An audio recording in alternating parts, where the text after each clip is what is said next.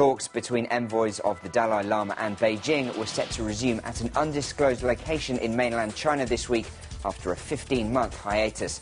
That's according to the Tibetan government in exile.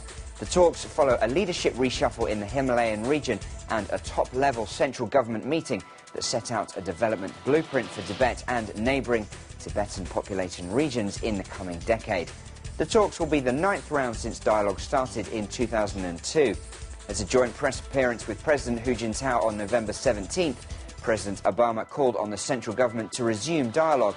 Beijing blamed the Dalai Lama for masterminding the deadly Tibet riots in spring 2008, but the Nobel Peace Prize winner has repeatedly denied the accusations.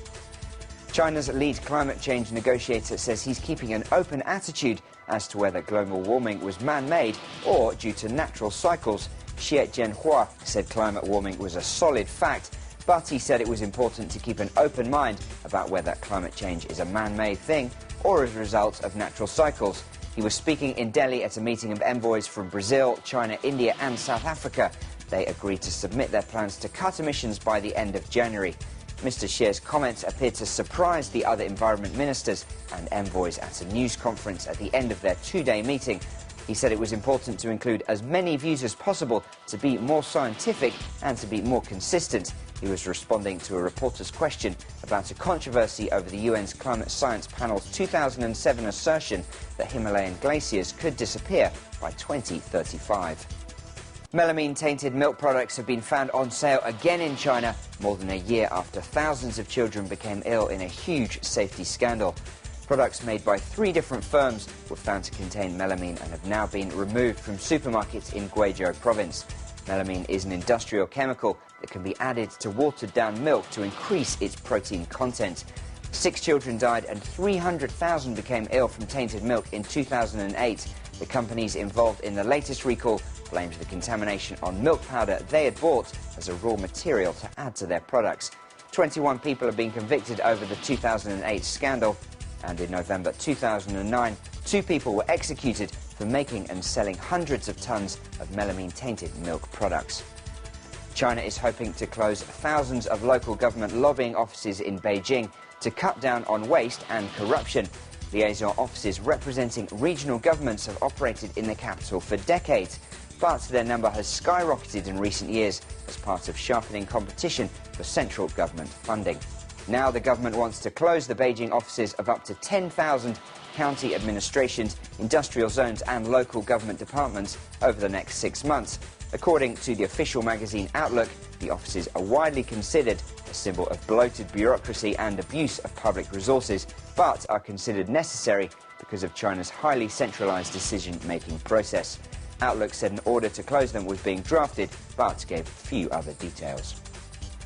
Google says it hopes to maintain key operations in China even if its stand against censorship leads it to close its search engine here. The Associated Press reports that the internet giant is negotiating to keep its research center in China, an advertising sales team and a new mobile phone business as the company navigates the delicate negotiations with the government. Both sides are torn by conflicting objectives. Google says it's no longer willing to go along with the Chinese government's demands for censored search results, but the company still wants access to the country's steadily growing online advertising and mobile phone markets. Chinese leaders are keen to control the flow of information, but they're also believed to want to keep big-name companies like Google in the country to help turn China into a centre of innovation. 5 pro-democracy Hong Kong lawmakers say they'll push ahead with their plan to resign in protest at the slow pace of democratic reform, despite growing opposition from Beijing and its allies. The group said they would quit on Tuesday. It's their hope that the resulting by-election would be a de facto referendum on universal suffrage. At present, only half of the city's legislature is directly elected, while a largely pro-Beijing committee effectively controls the selection of the remainder and appoints the city's chief executive. The Chinese government has said Hong Kong's chief executive could be directly elected by 2017 and the legislature by 2020. But pro-democracy lawmakers want universal suffrage in 2012. Beijing issued a statement earlier this month expressing grave concern over the campaign.